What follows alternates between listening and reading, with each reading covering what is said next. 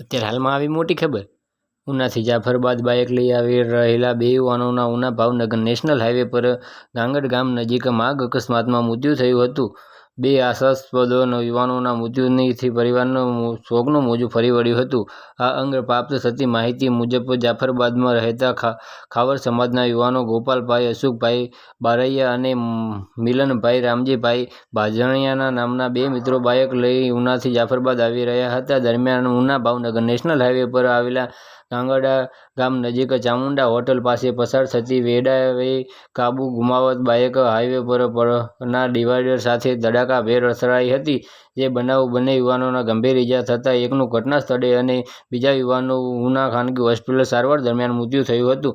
બનાવની જાણ થતાં મૃતકના પરિવારોને ઉના પહોંચતા હતા। બનાવને લઈ ખાવર સમાજ અને મૃતકના પરિવારોમાં એરેરાટ સાથે શોકનું મોજું ફરી વળ્યું હતું।